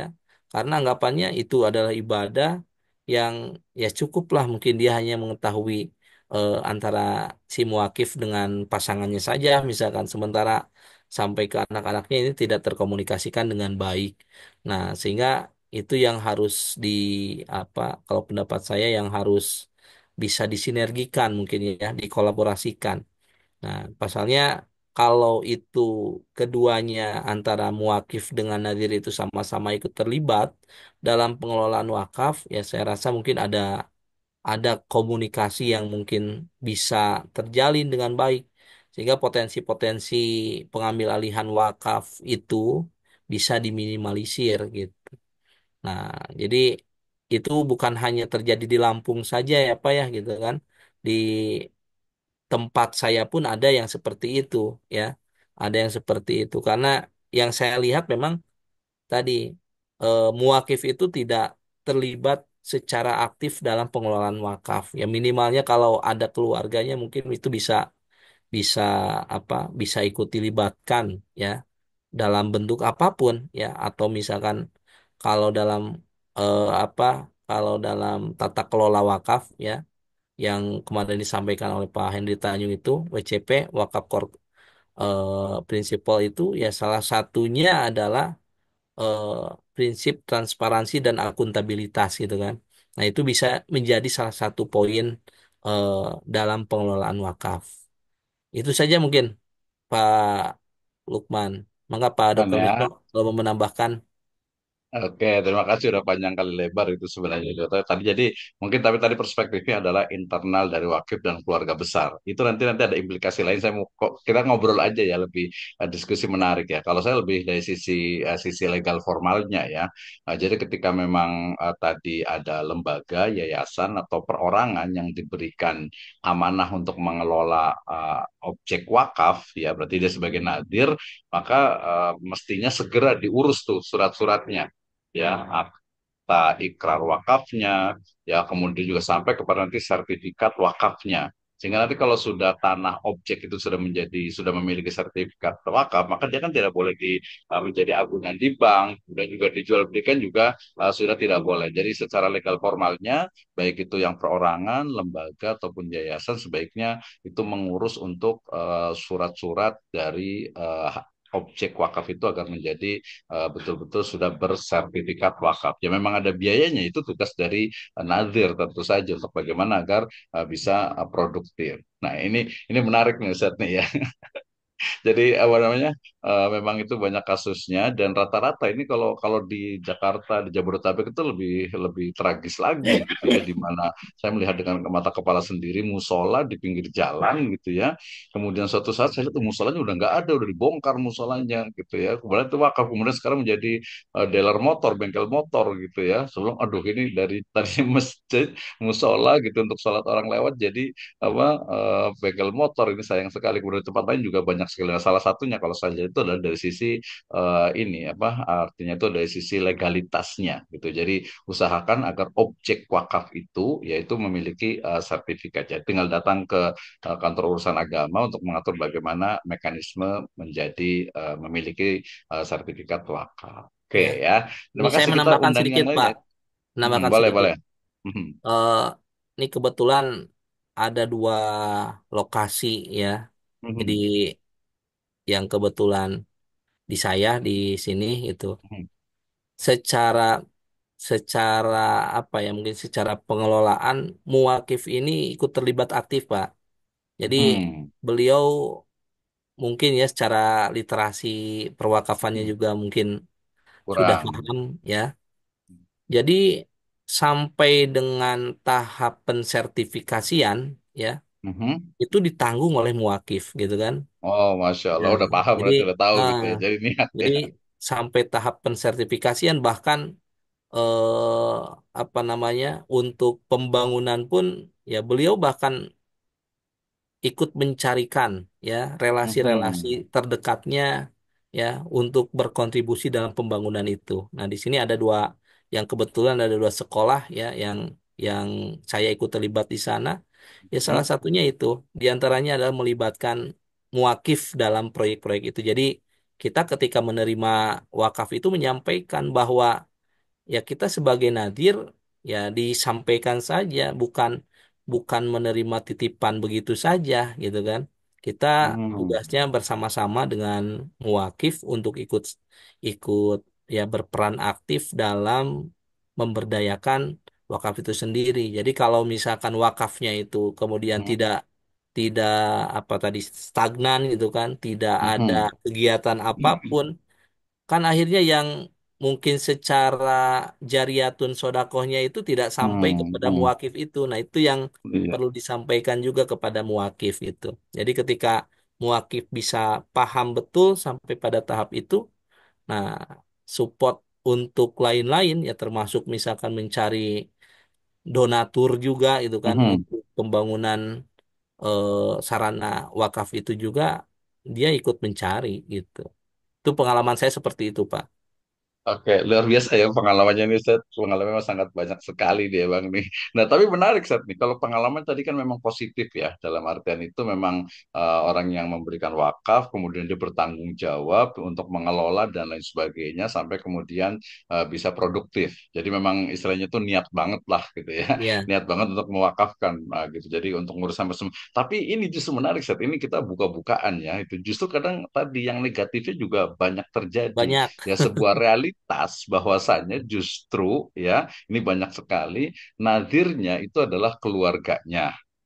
Gitu ya, kadang anaknya malah jadi nadir gitu ya, pokoknya keluarga besar itu nadir, kemudian harta itu dia hasilnya pun tidak kemana-mana, ngumpul di sebuah yayasan. Nah, kadang argumentasi mereka itu adalah kepada aksamul wakaf, jenis dari wakaf ya. Jadi ada wakaf ahli, Ahli, dzurri, ya. ada wakaf yang sifatnya khairi. Nah, tapi kalau kita lihat misalnya tadi Abdullah bin Umar sendiri gitu ya, Umar bin Khattab sendiri gitu, kemudian juga sampai Utsman bin Affan sampai hari ini misalnya di beberapa negara Timur Tengah juga, termasuk juga di Indonesia, justru kalau saya lihat ini kok bukan sebagiannya, kok bukan wakaf khairi ya, itu kebanyakan itu adalah wakaf zurri, wakaf ahli. Nah, pertanyaannya ini mungkin tadi ada positif, ada negatifnya. Positifnya adalah memang betul bahwa wakaf ahli itu kan memang satu wakaf di mana harta itu oleh ya orang-orang tuanya, kemudian orang tuanya kemudian tidak boleh dijual, tidak boleh bersih, tidak boleh dihibahkan untuk keluarga besarnya, untuk anak-anaknya. Jadi keturunannya tuh mungkin 7 turunan, 8 turunan. Pertanyaannya seperti apa nih? Satu nih, ke Eris lagi nih ya. Sebelum yang lain. Gimana nih jadinya? Karena memang realitasnya seperti itu. Itu yang pertama. Ya jadi wakaf dzurri atau wakaf ahli ini kalau saya lihat itu banyak gitu. Misalnya saja ya kalau yang ini kita buka-bukaan ya. Misalnya wakafnya apa? Misalnya Utsman bin Affan itu kan dikelola oleh keluarga besar dari Utsman bin Affan, keturunannya misalnya gitu. Kemudian juga yayasan-yayasan di Indonesia juga sama gitu. Jadi kok ini seolah-olah tuh jadi wakaf ahlinya tuh lebih menonjol. Kemudian kalau kita lihat ke dalam ternyata apa? Nadirnya sendiri itu adalah keluarganya. Jadi tadi kalau saya harus menyebutkan ya muakifnya itu mesti dilibatkan. Ini bukan hanya melibatkan, bahkan dalam tanda petik itu malah menguasai gitu. Ya, Sehingga kemudian manfaat dari wakaf itu malah justru ya apa sih, muter aja di situ di keluarga besar yang keluar itu nggak terlalu banyak, mungkin malah jadi membesarkan misalnya oke beasiswa, tapi beasiswanya adalah untuk anak-anak yang sekolah di situ ya, ya ada bagusnya sih gitu ya, tapi negatifnya kok dari satu sisi tadi, makanya ada positif ada negatif. Kira pendapat Soteris kayak gimana nih tentang baik. wakaf ahli atau zuri konteksnya dengan hampir apa, beberapa riset menunjukkan itu tadi bahwasanya nazir itu sebagian besar itu adalah keluarga dari muakif. Nah, kayak gimana nih? Jadi soalnya tuh dikuasai. Baik, Gimana Ustaz nih? Silakan nih. baik, baik. Terima kasih, Pak Dokter. Nah, itu pun jadi permasalahan ya. Ada beberapa yang saya potret juga ya kondisi itu. Hampir mirip seperti apa yang dinarasikan oleh Pak Dokter Misno ya. Jadi secara apa legalitas itu diproses ya, AIW-nya sampai bahkan pensertifikasiannya ya menjadi sertifikat wakaf. Nah, biasanya mengatasnamakan yayasan wakaf Bapak Haji Anu gitu kan. Sehingga ya dia membangun lembaga pendidikan. Nah, ini yang menjadi kekhawatiran saya ya, yang justru tadi hasil dari wakaf itu ya, katakanlah mungkin kalau lembaga pendidikan misalkan ya ada profit dari lembaga pendidikan itu, ya notabene tidak tersebar secara berkeadilan ya terhadap masyarakat yang ada di sekitarnya. Nah, ini yang sebetulnya mungkin aspek sodakotun jariatunnya itu menurut saya agak minim nih gitu kan. Pasalnya yang menjadi eh, apa mungkin pekerjaan rumah bagi pengelolaan wakaf itu ya sejatinya kalau saya melihat, lihatlah misalkan tata kelola perwakafan yang ada di Gontor gitu kan. Meskipun Hmm. awal mulanya itu yang mau kafkan itu adalah dari pihak keluarga misalkan, tapi kan ada apa namanya, ada keinginan ya, ada keinginan kemudian wakaf itu dikelola secara profesional, dan nyatanya kan ketika dikelola secara profesional ya, itu dampak yang dihasilkannya itu menjadi sangat luar biasa besarnya. Berbeda kalau misalkan hanya sebatas pengelolaan itu di internal keluarganya saja, gitu kan. Yang berkembang, yang mungkin hanya menikmati ya kalangan itu-itu saja. Nah, yang bahkan saya heran misalkan ketika ada proyek-proyek pembangunan di lembaga pendidikan tersebut, gitu kan. Secara Mhm. misalkan secara SPP atau infak syariah itu nominalnya Mhm. besar. Tapi ketika misalkan ada proyek pembangunan madrasah sekolahnya atau masjid, bahkan pokoknya prasarana-prasarana itu kok masih meminta keluar itu kan dengan Maaf ya. nah, itu kan permasalahan yang banyak juga terjadi di tengah-tengah kita. Kalau hasilnya dinikmati oleh keluarga, itu kan, ketika ada proyek pembangunan justru meminta dari pihak lain. Nah, ini yang secara prinsip maslahah mungkin itu belum terpenuhi ya, belum tercukupi karena ya kemaslahatan itu hanya didapatkan oleh beberapa gelintir orang saja. Kalau itu pendapat saya seperti itu Pak Dr. Misno. Iya, betul ya. Walaupun tadi mungkin ini ya Ustaz Eris ya, artinya tidak juga secara fikih itu juga tidak Tidak ber menyalahi ketika memang ya, akad awalnya itu adalah Pak wakaf Fahri. ahli. Bahwa Ya, oke, saya punya wakaf misalnya nih, saya punya misalnya nih ya, saya punya rukok nih, 5 rukok nih di satu jalan besar. Kemudian ini saya wakafkan, tetapi hasil dari wakafnya itu memang untuk anak keturunan saya misalnya. ya, Boleh nggak seperti ya. itu? Ya, secara fikih itu diperkenankan ya. Boleh Jadi ya. Mhm. makanya ada istilah wakaf ahli atau wakaf wakaf duriah itu Hmm. gitu kan. Nah, cuman Mhm. ya mungkin kalau kita adat ketimuran itu kan masa sih gitu kan yang menikmati hanya dia-dia saja gitu kan. Aja gitu aja. Nah, sementara tadi yang saya gambarkan ketika ada proyek eh apa namanya Minta maaf minta juga donasi gitu kan dari ya. pihak luar. Oh, hasilnya kemana gitu kan? Nah, Iya, kalau tapi mau mungkin itu seperti ini itu, kali. Bisa juga itu kan memberikan kesempatan umat Islam untuk berwakaf juga gitu, beramal baik biasanya seperti itu ya, biasanya ya, gitu. Oke, nanti ada satu pertanyaan lagi Ustaz Aris nih. Tapi kita ada yang mau bertanya nih. Kita undang ada Ricky Hanafi nih. Biasa suka nanya-nanya nih tentang apa tentang wakaf ini. Mungkin ada yang belum paham tentang wakaf, tentang pengelolaannya karena nanti di mata kuliah ekonomi syariah itu kan ada sekarang ya manajemen ada mulai awalnya itu adalah fikih zakat infak sodako dengan wakaf, kemudian nanti ada manajemen wakaf gitu ya. Nah itu menarik tuh ya. Silahkan kalau ada yang mau bertanya dari ibu bapak sekalian, teman-teman semuanya, kita masih ada waktu nih ya. Sebenarnya kita hanya 10 menit sih sebenarnya, 3 menit malah sebenarnya nih. Tapi satu pertanyaan dulu nih Sati, nanti saya potong-potong videonya biasanya agar menarik nih. Satu Boleh, pertanyaan dari saya, Sati. Ini agak kritis. Ada yang mau bertanya? Silahkan. boleh. Kami boleh nanya ini Pak Dokter. Boleh lah, silahkan. Langsung. Assalamualaikum Siapa warahmatullahi nih? wabarakatuh. salam Kamal. Pak warahmatullah. Kamaludin, silakan. Waalaikumsalam Ya, warahmatullahi wabarakatuh. Pak Dokter sehat-sehat semua, Pak Munadar Amin, sehat ya ya. rabbal alamin. Memang tentang wakaf ini kan tentu identik dengan harta.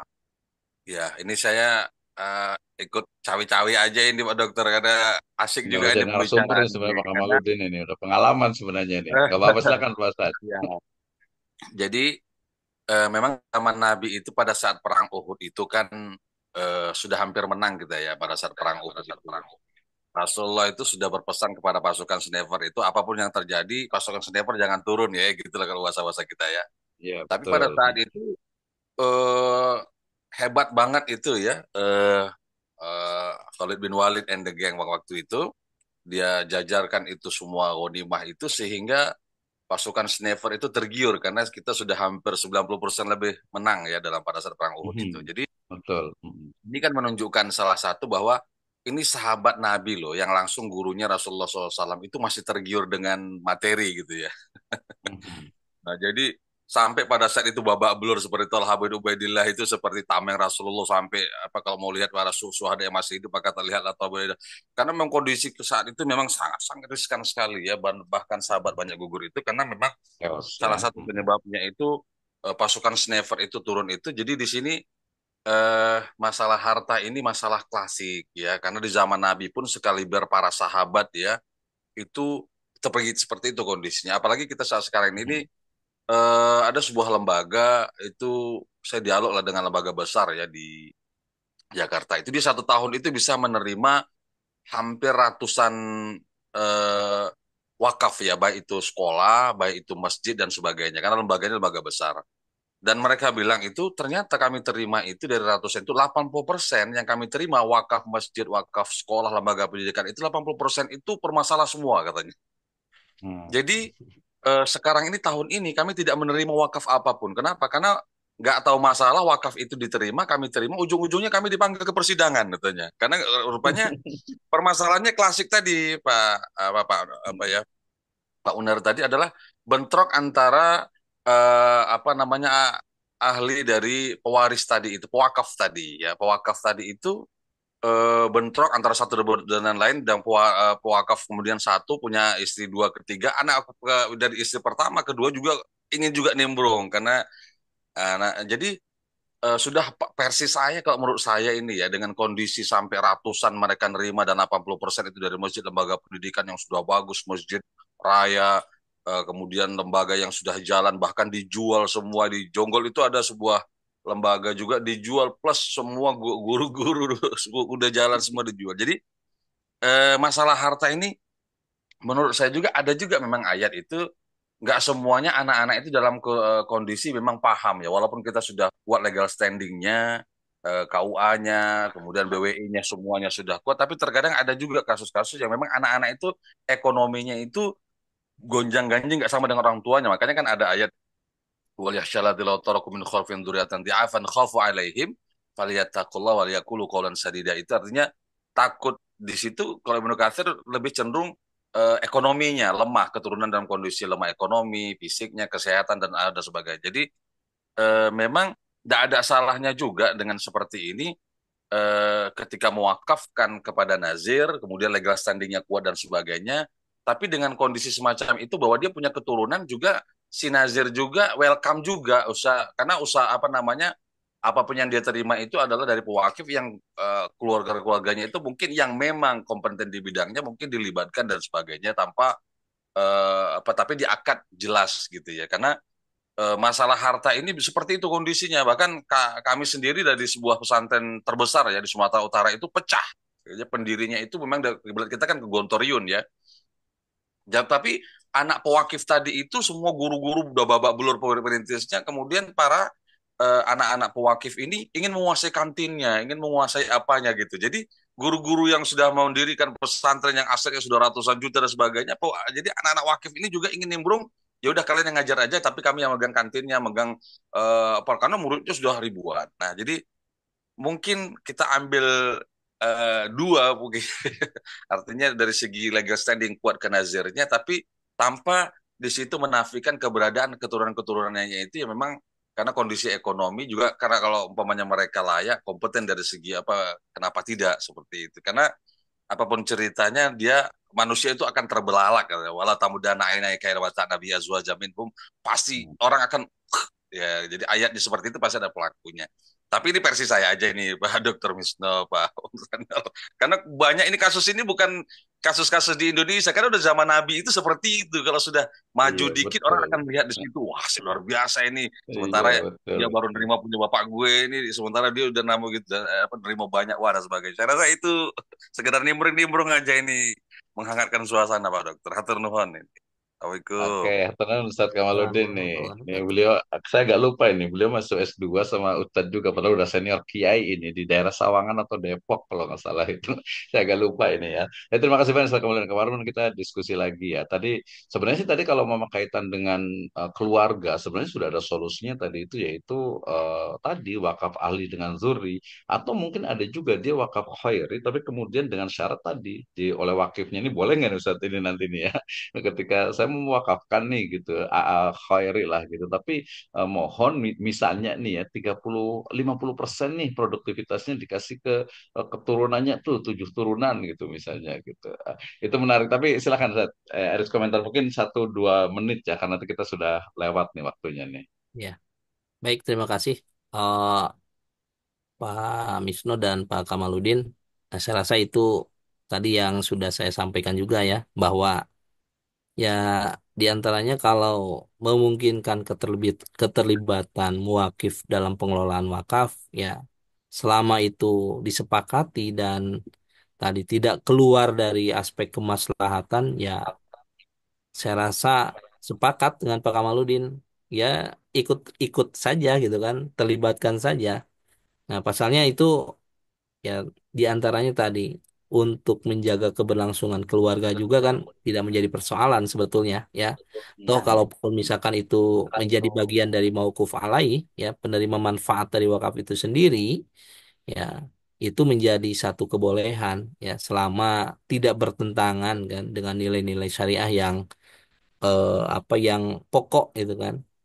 Nah, jadi kan kalau dalam teori makosid syariah juga kan ya diantaranya adalah hifdu nasli kan menjaga keturunan, hifdudin Masya menjaga agama gitu kan, menjaga jiwa.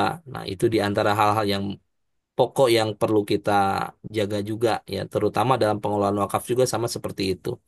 Kalau misalkan perlu untuk dilibatkan dari keluarga muakif dan tadi syaratnya tetap ya harus ada kesepakatan bersama ya. Pasalnya kan kalau dalam Islam apapun itu harus ada akadnya kan. Nah, maka akad ini yang harus kita jadikan sebagai barometer dalam setiap kegiatan muamalah gitu kan. Apapun bentuknya ya, mau apakah itu dalam hal pengelolaan wakaf ataupun dalam berbagai kegiatan muamalah lainnya, yang terpenting apa? Yang terpenting secara administrasi itu terpenuhi dan secara hukum tidak bertentangan dengan syariah. Itu Pak Dr. Misal, terima kasih. Luar biasa sekali ya. Eh, Jadi saya masih sedang ngobrol sebenarnya nih banyak sekali hal, terutama nanti kalau yang sebagai nadir nih tadi kaitan dengan amanah ya, bahwasanya apa dunia almal itu kan khodro gitu, hijau gitu ya. Jadi apa memang menjadi tempat atau menjadi objek untuk saling rebutan dan sebagainya. Nanti kalau sebagai nadir biasanya memang dari sisi operasionalnya ya, ada beberapa riset yang mutakhir itu menunjukkan bahwasanya tadi dalam pengelolaan wakaf itu sering sekali high cost ya, biayanya itu tinggi, biaya operasionalnya itu tinggi, termasuk juga ya mungkin mau boleh dikoreksi kalau salah gitu ya di BWI sendiri untuk biaya operasional itu cukup tinggi ya, sama juga dengan di Basnas di zakat ini sebenarnya menjadi masalah gitu ya, menurut saya masalah besar gitu ya. Nah sama juga mungkin kalau contoh kecilnya adalah begini, ketika ada nazir ya sebagai pengelola wakaf, kemudian mereka ingin istilahnya itu funding ya wakaf. Kemudian ketika ada wakif ya, ada orang yang ingin mewakafkan itu, wakifnya itu dia ingin wakaf misalnya 1 juta gitu. Nah, kemudian ternyata pihak najis mengatakan, oh ini wakafnya itu sebenarnya bukan 1 juta, tapi 800 ribu. Yang 200 ribu itu adalah biaya operasional. Misalnya gitu ya. Jadi mungkin saya mau nanya ini ya, mungkin dalam 1 2 menit saja sebelum nanti ke closing remarks. Sat. Gimana saat sebagai nazir kemudian melihat operasional yang tinggi terhadap pengelolaan ya, menjaga tadi hibdul malnya juga jangan sampai merugi, dan juga jangan sampai masyarakat itu ketika saya wakaf 1 juta kok jadinya 800 sih, kan saya niatnya 1 juta tapi oleh panitia itu katakan enggak ini 800, yang 200 itu adalah biaya operasional gitu kan. Nah jadi seperti apa saat ini dalam 1 2 menit saat. Ya, baik, terima kasih. Eh Kalau dalam pemahaman saya, ya, kalau yang pokok itu yang 1 juta misalnya, dia harus tetap ya. Jadi kalaupun ada biaya yang dikeluarkan, nah itu diambilnya dari hasil wakaf itu sendiri. Ya makanya mungkin di Kalau kalau undang-undang. belum wakaf Seth, kalau belum ada hasilnya kan ini baru Hmm. funding, baru Ya, mungkin mengumpulkan harus gitu. harus ada kesepahaman bersama ya Pak gitu kan. Jadi Hmm, eh, kalau misalkan diakadkannya 1 juta ya 1 juta. Kalaupun ada biaya di luar itu, maka itu dibicarakan lagi gitu kan. Jangan sampai hmm, itu bisa mengurangi pada pokok yang sudah diwakafkan tersebut.